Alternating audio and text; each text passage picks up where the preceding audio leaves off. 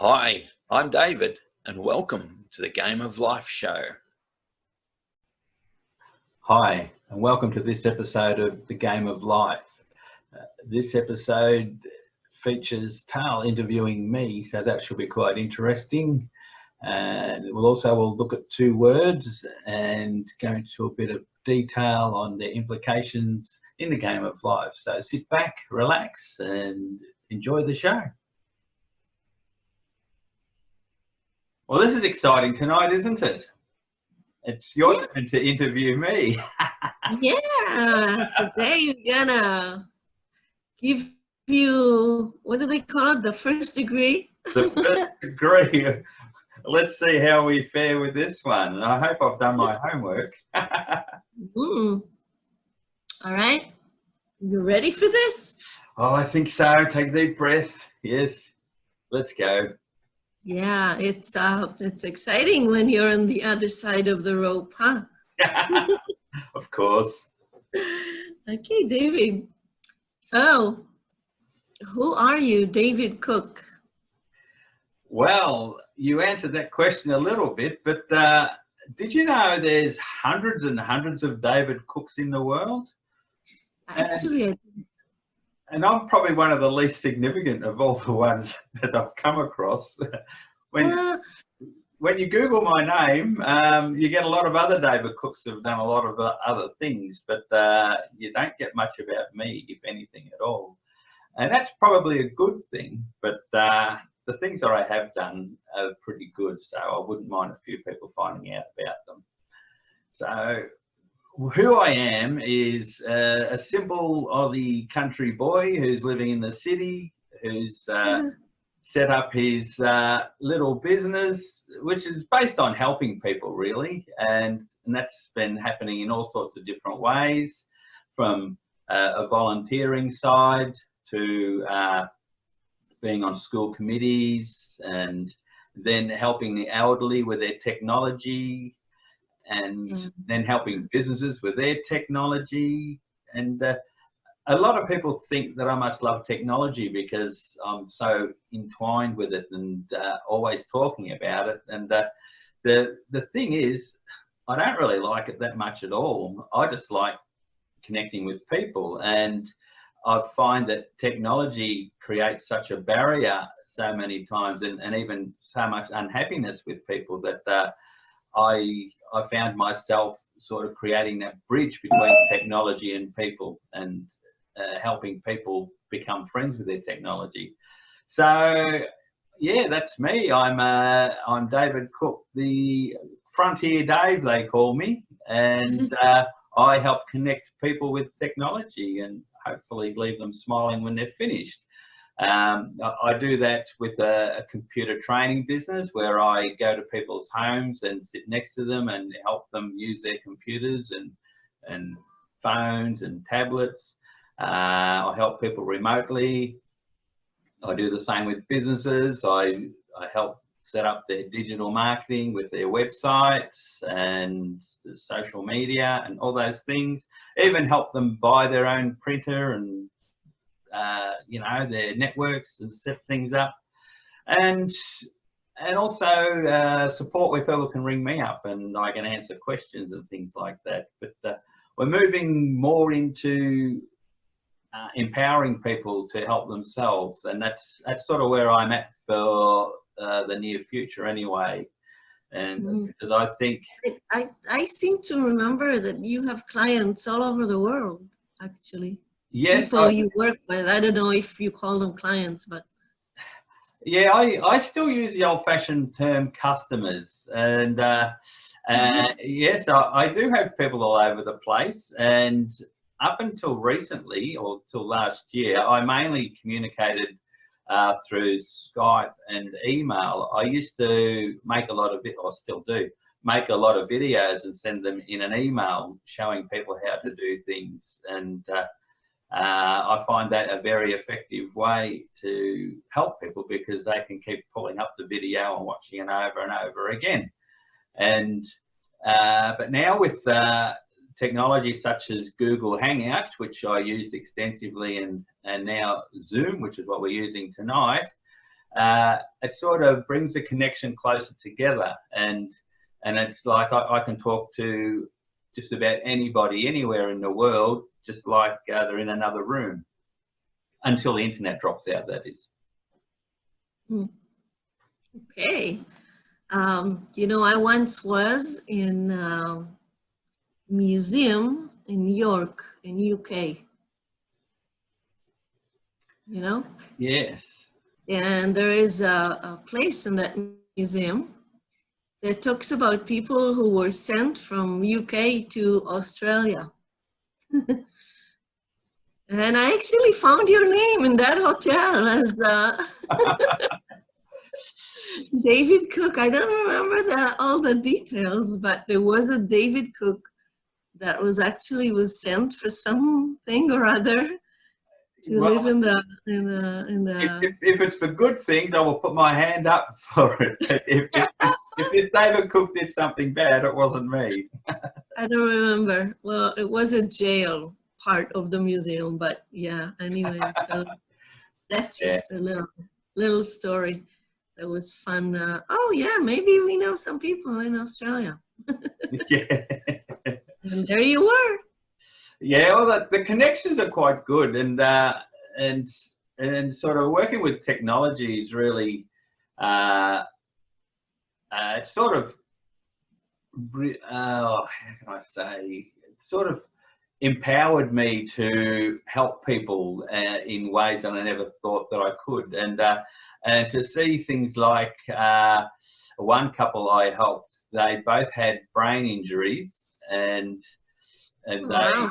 they couldn't remember things, and everything had to be done over and over again. And until I started working with them, I used programs like Spotify and their iPad to connect them with music from their childhood. And because it was written down in their song list, they actually started connecting their bits and pieces of their brain together. And their surgeon said, "What are you guys doing that's different? Because you're making progress, and you know, I've been seeing you for years, and since you've started this music thing, you guys are really coming ahead."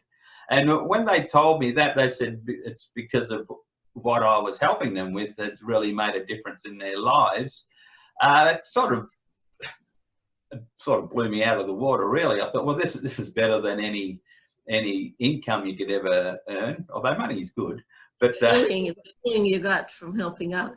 Well, absolutely, and that's what's really driven me to do what I'm doing today. And you know, just recently I was helping people in their 70s, sadly, to watch funerals. You know, other family members in another part of the country, which they wouldn't have been able to do if I wasn't in their lives. And so, you know, happy times and sad times, but very, very important times in other people's lives. And as long as I can keep doing that sort of thing, I'll keep on being this David Cook. So these days, these Corona days, happy Corona days, how difficult is it for you in Australia to do what you do? Is it difficult? Does it make any changes on you at all? Well, there certainly has been some changes, especially from the personal engagement with people side of things, and especially because a lot of my customers are elderly. You're not allowed to. Yeah, I cannot visit them, and I'm really not sure when I will be able to visit them again, because a lot of people, when they are elderly, they cannot connect like we are remotely like this. Yes.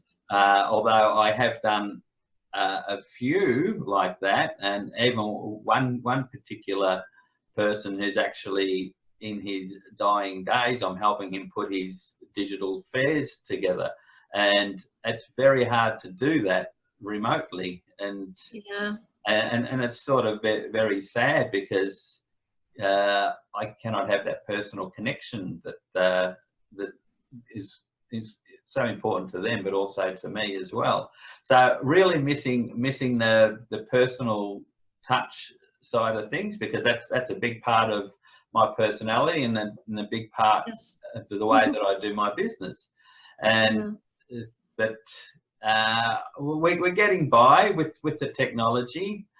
I'm hoping that soon I will be able to get out and see people again, but it really has taken a big chunk out of the way that I enjoy doing my business. I think about these people, the elderly. You say you spend a lot of time with them and help them. You know, these people like my mom. She's 85 years old, 80, maybe more, maybe. Anyway, she's in her 80s.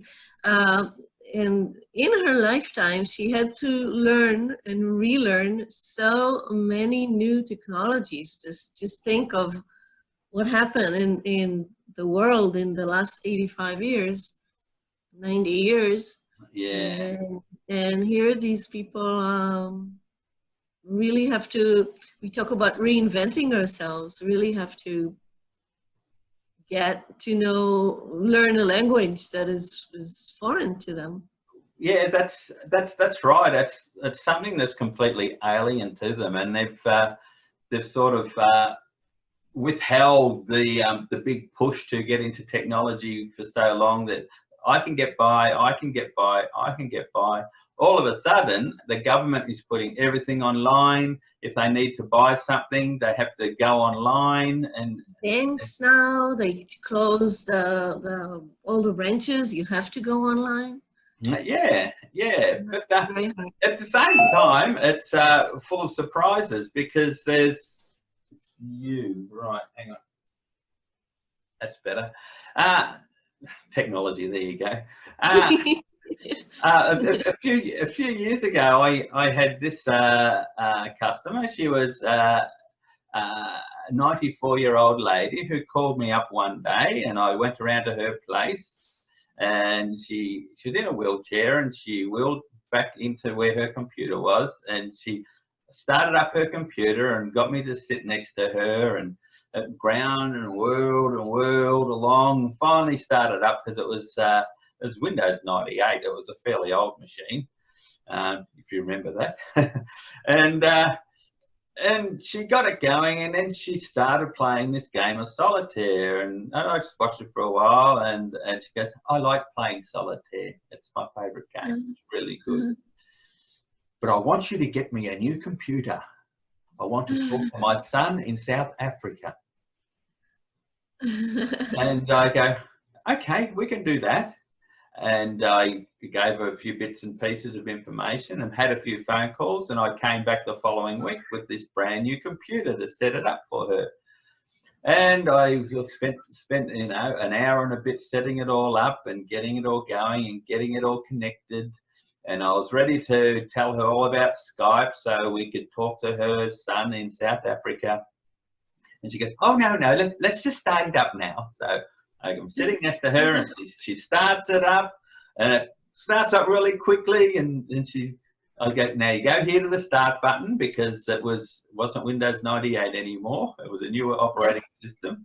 And she clicked on the start button, and then she went straight to the games and opened up Solitaire, a brand new big monitor, and she goes, oh, that is so much better. Thank you.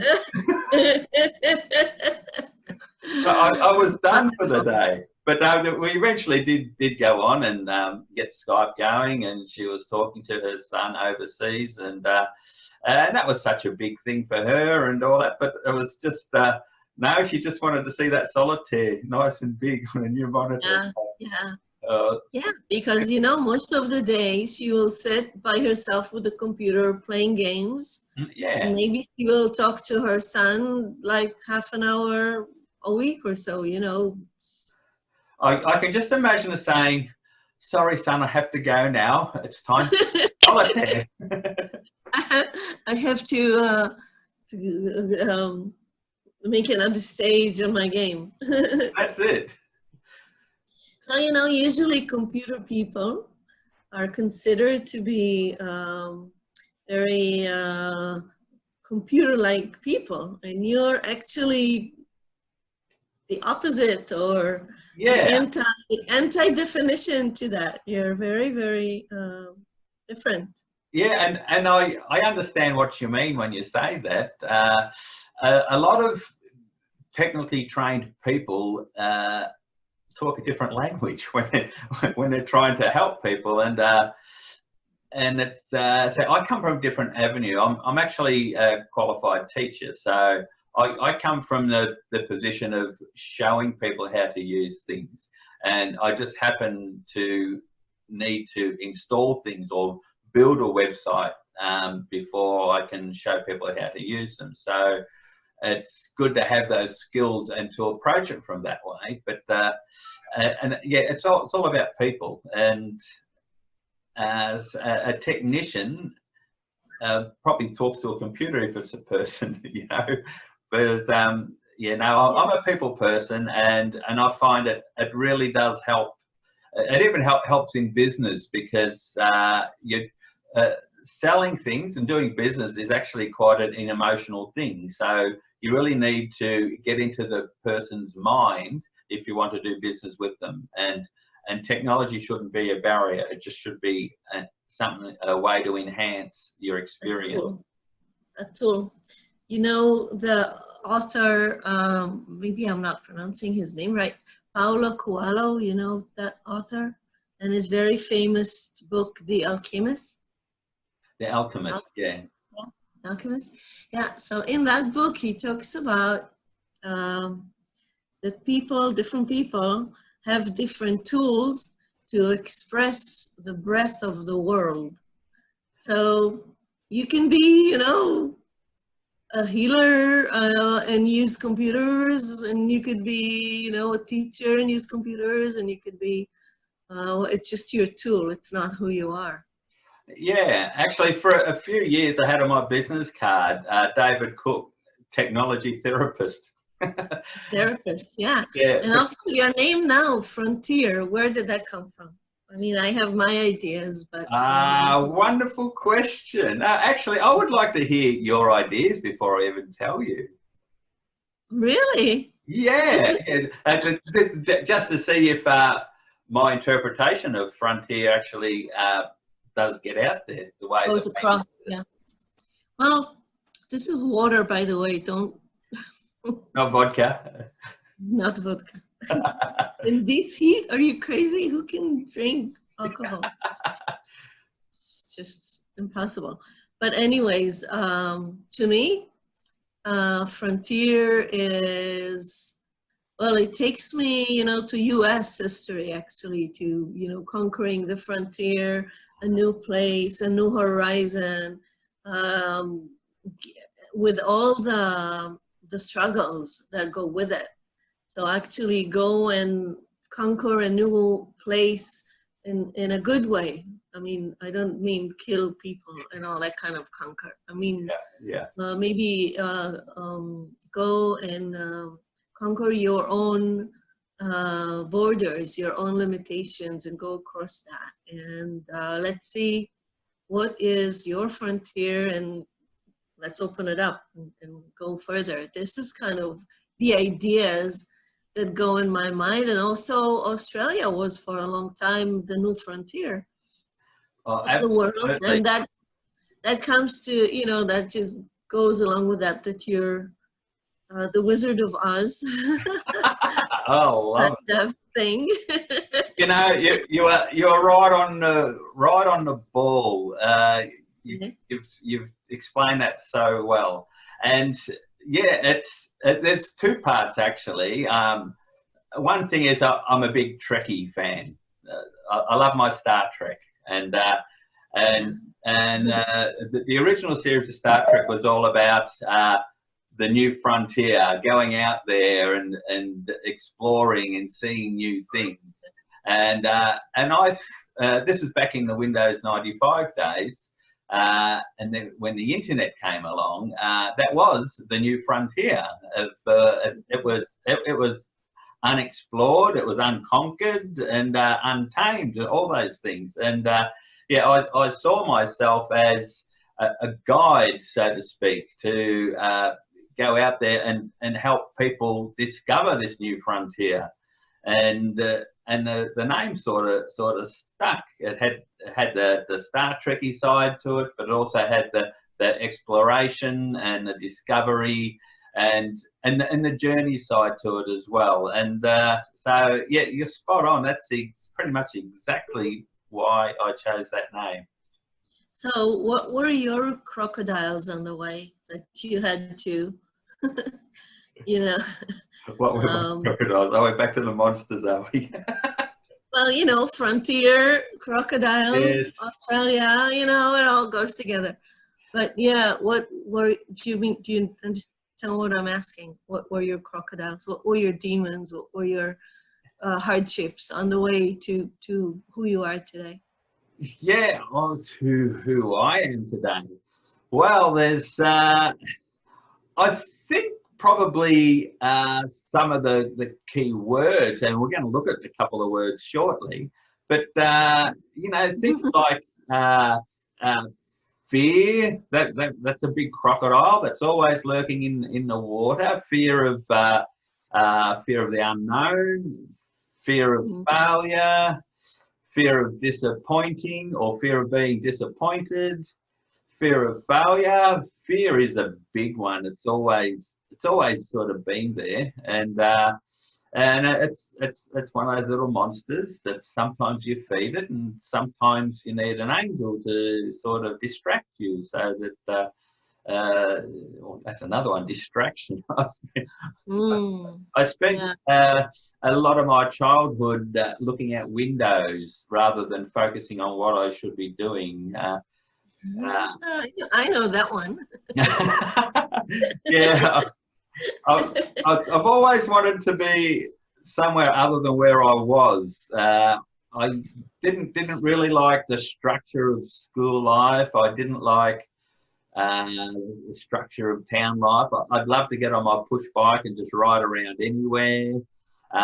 Didn't believe in clocks, didn't believe in time, didn't believe in money, and I just wanted to be a free spirit really and do my own thing. Yeah.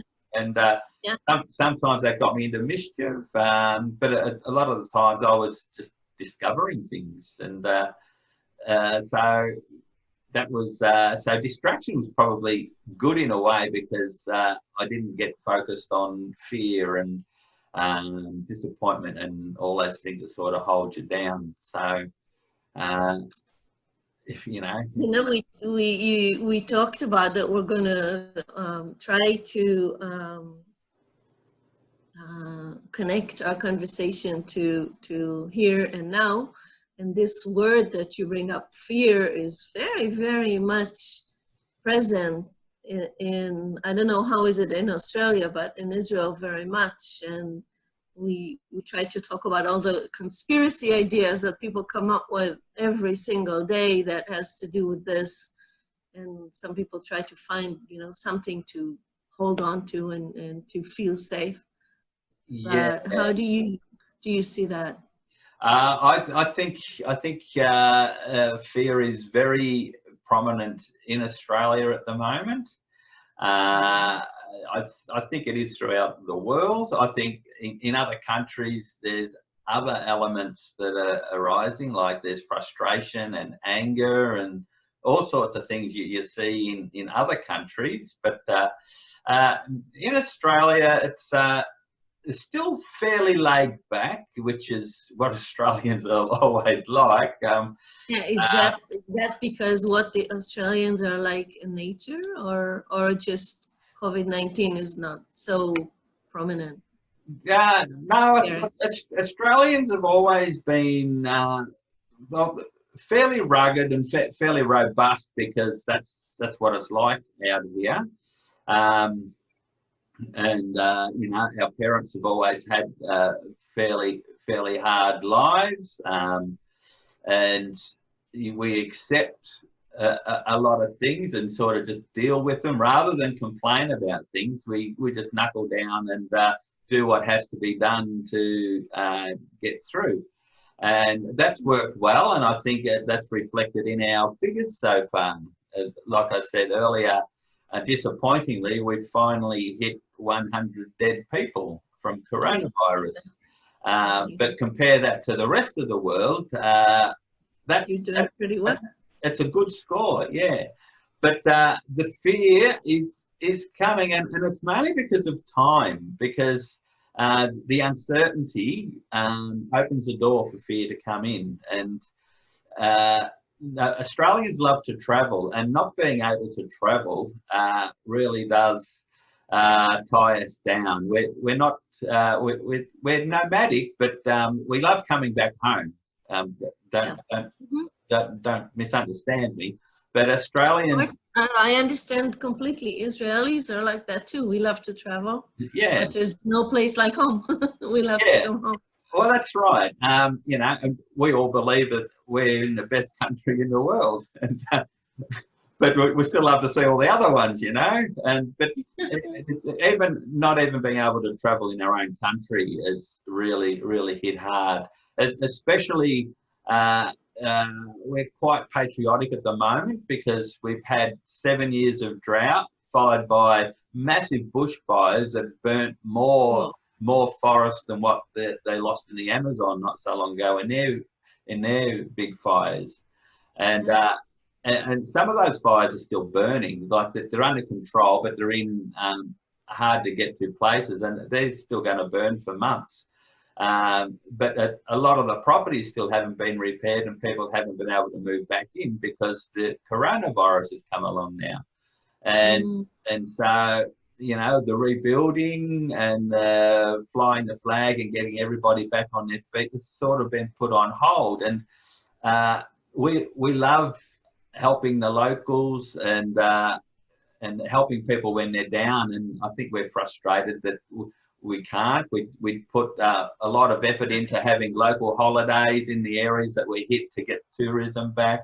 We've made a lot of donations, and some of those donations aren't getting through now because the organisations have been shut down that do the donating. And so the frustration and the fear is sort of building. So we would like to see some normality come back, just so that we can get on with doing stuff, because that's what we want to do. We just want to do stuff. And I think everybody's sick of walking their dogs and doing laps around the town. That's the hardest challenge for people to stay put, is that you just sit around all the time and what. So, and no, we just love to hang over the fence and talk to our neighbours. And I've seen some groovy things where fences have been cut down and then folded over into like a table, and the neighbours talk to each other through the fence and still keep their 1.5 together. And we've got this little thing out in our front yard, we call it Stonehenge, which is just a series of rocks in a half circle and a fire pit in the middle that we sort of gather around and talk to people, and it's far enough away that they don't come too close. But we want to do a lot more than that, and we're just hoping that we can soon. Yes, that's so. This word that you brought up from our list, I think it's on our list, fear. You talk about travel. You know, you have your list, our list right over there. Yes. If it's, yeah. Yes, I do. Fear is definitely there. There it is. Yeah.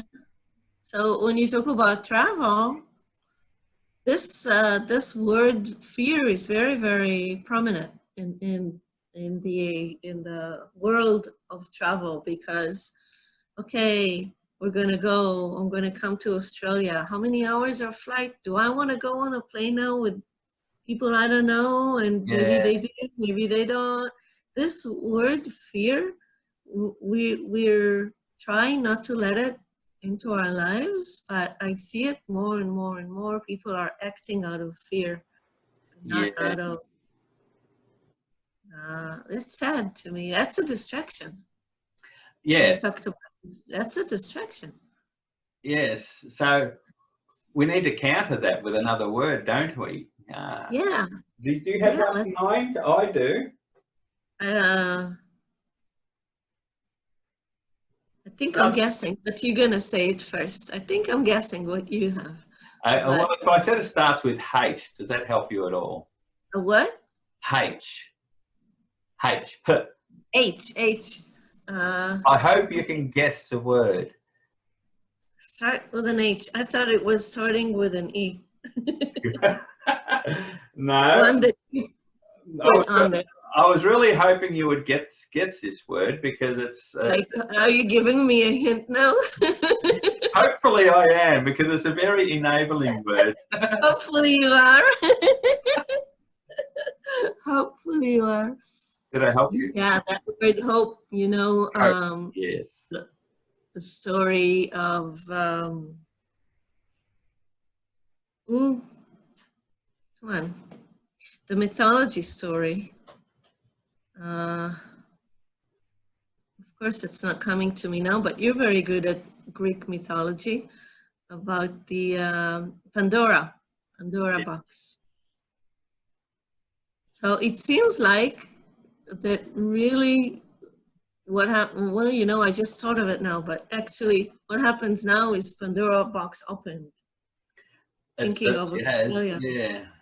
Even USA, all the floods and all the fires and everything, and then Corona, and then at the bottom of the box, if mythology stories are there to actually give us strength, then you remember the story, and at the bottom of the box there was hope, always hope. Always hope. Yeah. Also, what you can do with hope is what you can do with your dreams, which was another word. Now, another word. I didn't highlight dreams tonight, but hope, and in this situation, hope and dreams can be put together, because what you do is your dreams aren't going to come true today, so let's just put them a little bit further away into the future, just over the horizon a little bit, and then we can maintain that hope that we'll get to our dreams. And just that the journey of hoping to get to the dreams might drag us through these dark times, and then before we know it, we're out the other end and we're looking at those dreams, and we know that we can actually start to achieve them again.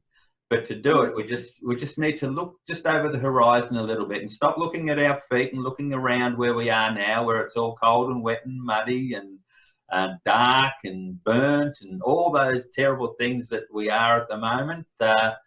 There's always hope. There's hope because our dreams are just over the horizon, and we can just keep pointing in that direction, walking into that strong wind one step at a time, and the wind will abate and the skies will clear and we will see our dreams. Oh, wow. So you said another word, future. Yes. Yeah. So what do you see your future like for your business, or for you, for your family? Well, for my family, I see retiring up on the Murray River, which is our major river that runs through the eastern side. You're a young man. You have a little boy in the house. What are you talking about retiring now? Oh no, this is last year was 15 years time. So this year, in 14 years time, we plan on, my wife and I, we're planning on moving up and having a house on the side of the river in a regional country town of about 14,000 people, which is big enough to have good coffee and small enough to be nice and quiet. That's nice. Yeah, so you know, we'll get a nice house, and our two boys will do whatever they're doing and hopefully be very successful at it. They will, you know, that's what boys do. Yeah, and they will come up and visit, and we'll start or keep on doing our touring around the country and around the world, because you know, everything's going to come good again, and we're going to learn a lot of lessons from what's happening now. And from the business side, I have a subscription business where people sign up to get me their own technical support person. So which you can do to anybody anywhere in the world, actually. yes, exactly. Like you did for me. You did took care of my computer for a few years. Yes, that's right. But this is an extension of that. So it's just not just computers, but you can communicate with me, and also I'm creating it into actually a group. So there will be a community of us, which I hope to grow over years and years, so that I still keep getting the income from it, which will fund my retirement. And I can move anywhere I want in the country and still have this community of people that actually help each other. As somebody presents a question, we create the answer and leave the answer in the forum, and it's there forever. So that's quite exciting. This actually is, it sounds really, really wonderful. And I can't think of anybody I know better to do this, because I know your ability to create a community and to hold it for a long time, as you did for us, for all our crazy bunch. Yeah. Yes. But also it arises one of my very, very basic fears. Let's say something happened and we don't have electricity anymore. Wow. Yeah. All these business, and it can happen. And all these businesses, even for me, I'm building now. I told you what I want to build is like a traveling blog type thing. If there's no computer, I cannot do anything. If there's no electricity, there's no computers. That's right. So how do we get around that? I don't know. Can you see? This is something I actually think about. Everybody's saying, okay, but we have Zoom. Okay, but we have this. Okay, but we have that. But if a massive solar flare hits the country, can pull the plug. Yeah, well, all you need is a solar flare to come from the sun and wipe out with a big EMP burst and wipe out all our technology. We're back to something that's pretty close to my heart, and that is telling stories. And telling stories, but I tell my kids all the time, you have to know how to grow your own vegetables. Yes. Not necessarily do it if you don't like it, but you have to know how to do it. And how do you find out about that? You sit around the campfire and Granddad tells his grandsons how he grows vegetables. He passes it down, and then he grows up, and then he passes it down to his son, and then his grandsons. But we don't do that anymore. We don't, as society, we very, very seldom. Some families still do, but most families very seldom sit around the dinner table, talk about things without their phones, Yeah. And if something like this happens, people will have to go back to doing things they don't know how to do anymore. Simple things. Yeah, that's a valid fear, but also I have the hope, or actually I have the confidence that us humans are so resilient that we would get our heads together and we will fiddle our way through it, and we will work out a way around it, just like we're working a way around the problems that we're facing now. And then we'll invent computer chips all over again. Yeah, well, that there might be something completely different, a different path we can go on after that. We might ascend into being a different being altogether. We might not need bodies anymore in the future. Yes. So I like bodies. I like being able to sit by a campfire and feel the warmth, and then the cold wind on your back, and hear twigs crackling, and then you go, is that a monster? Are you allowed now in Australia to put fires, to start fires? Well, fire season's finished, so you could light a fire, but you're not allowed to go camping at the moment. So. Yeah. But like Anzac Day, not so long ago, I saw your fire. Yes, a lot of people, because we couldn't go to dawn services because of the crowd thing, a lot of people, some people played bugles in their driveways at 6 a.m. Other people listened to the radio broadcast. They had all these radios going, and a lot of us, including our family, lit our fire pit.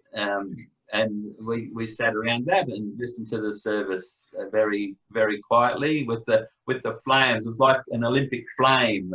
It was beautiful, and it kind of perhaps has started a tradition that more Australians are going to do that on Anzac Day, because it's a day where you remember the soldiers that have fallen, Australian and New Zealand soldiers, because it was the first time that Australian and New Zealand soldiers fought under their own flags. They weren't under the British flag, and it was still commanded by British generals who obviously put us in the wrong spot and all sorts of things.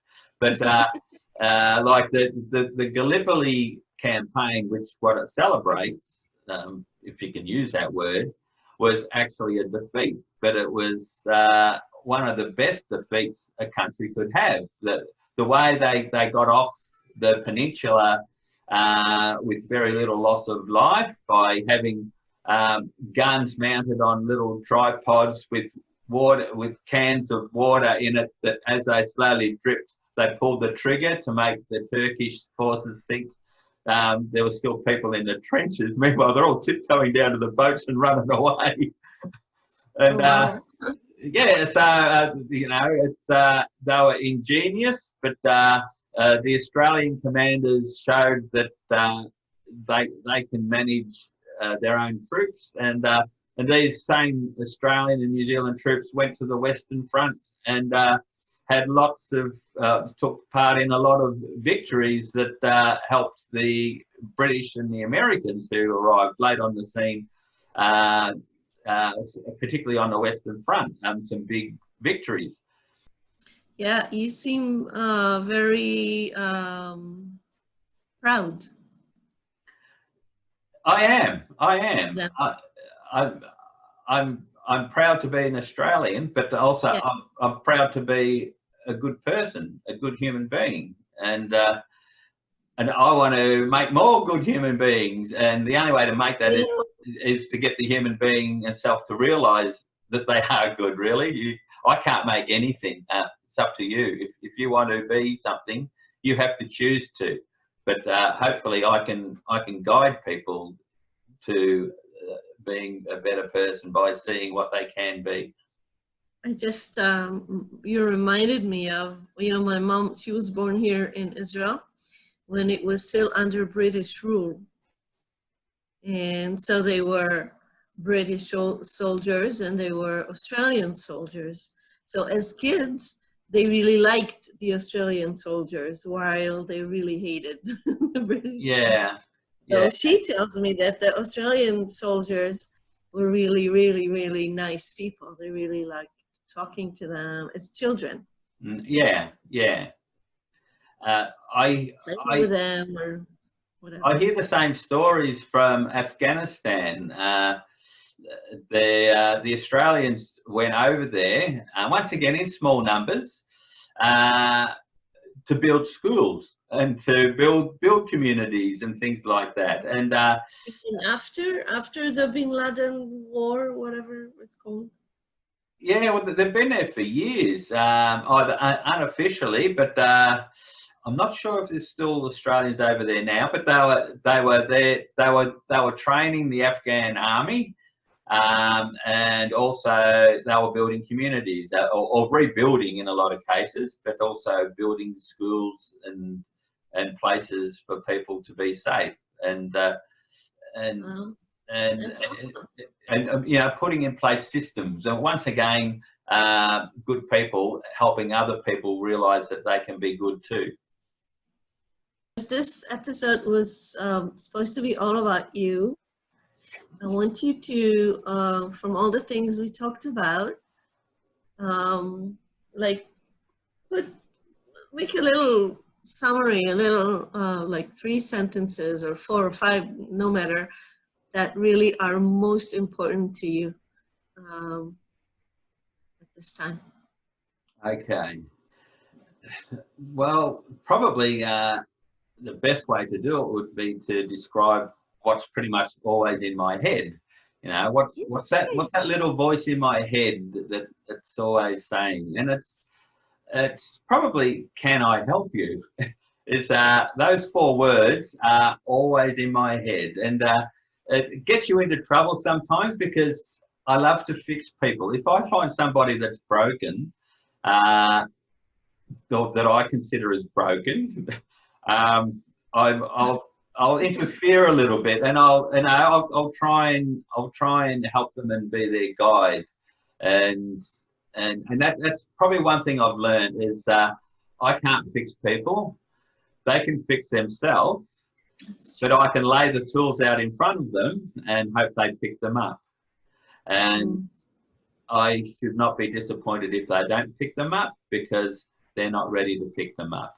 But as long as they're always there, maybe one day they will pick them up. And that's where that word hope comes in. So, yeah, can I help you? I like to help people help themselves, and that probably brings me the most joy in my life. When I see somebody find their true selves and then go on with their lives and know that I might have had something to do with that, makes me feel a more complete person. It's a very good feeling, I agree, but I want to be difficult. May I, please? Go for it. I want to be difficult because ever since I've known you, and it's quite a few years, I don't know how many, but quite a few years, you're always about other people. And when I asked you now what is most important for you, you put like about other people. Other people. And I want to know for you, David Cook, what for you that does not have to do with other people is most important. And I know it's difficult because people that have their focus on other people, it's very hard to say, hey, wait, you know, when my son went to the army, I went with my daughters someplace, and they were already, my kids are very close in age. They were already, we were in this camp, and there was lots of people and music, and I'm used to my girls being close to me, and all of a sudden they're running around, they go and they come back, and they go and come back. And my son is out of the house already, because in Israel at 18, you go to the army, like it or not. You go to the army, and that's it. Once you went to the army, you're on your own. So, and I found myself sitting there thinking to myself, well, if I'm not their mother, which of course I'll always be their mother, but in that capacity, who am I? Who the hell am I if I'm not a day-to-day mother of these children? They don't need me so much. So I really want to know, David, without other people, what is really important to you? Who? Well, this is quite special because just recently in the past few months, I started working with somebody. I was given a job to help this person promote herself, and it was actually a job that I was hired to do. And to help somebody promote themselves, you need to get to know that person. And by getting to know that person, I started questioning things about myself. And then I connected that person with another person who was coaching both of us in the end. It's all part of a 3-way joint venture type thing. But just by doing that, I started, and they asked the same sort of questions, because part of the deal was we promote each other for our things. Like this person was into pageantry and things like that, so you know you got to promote yourself. The other person's into fitness, and that's a wonderful journey that we're going on. I'm doing with them, and then they both asked me, well, how are we going to promote you? What do you stand for? And for 2 months now, I've been asking myself that question, and I've been exploring my inner frontier, and so what means so much to me would be for me to find my true self, and now's the perfect time in my life to actually do it. And just what I'm doing with you is also contributing to that. In fact, that was one of the inspirations that I sort of gathered. I thought, I'll have a crack. I'll ask you if you're interested in doing something like this, and see what we get out of it. Even if we never use any of this, just the experience of doing it. So, fantastic question, and a bit of self-reflection. I hope I gave you a good answer. Yeah, I just want to find my true self. It's a question. I don't know if there's a real absolute answer to that question, but. And you know what? That is wonderful, because I might not.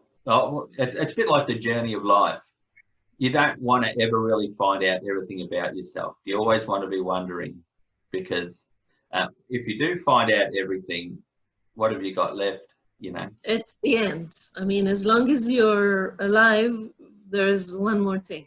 Always one more thing, at least. and I reckon that's so exciting. Yeah, that's the adventure Yeah, in being alive. that was beautiful. I enjoyed that. That was a good session. Thanks, Carl. That was a ripper. Thank you. Well, there goes another episode of the Game of Life show. Hope you enjoyed tonight's episode. If you did, please leave a comment below. Also, if you want something covered, leave a suggestion in our chats below each episode, and we want to cover what you're interested in and discuss what's on your mind. So yeah, please feel free to leave a comment.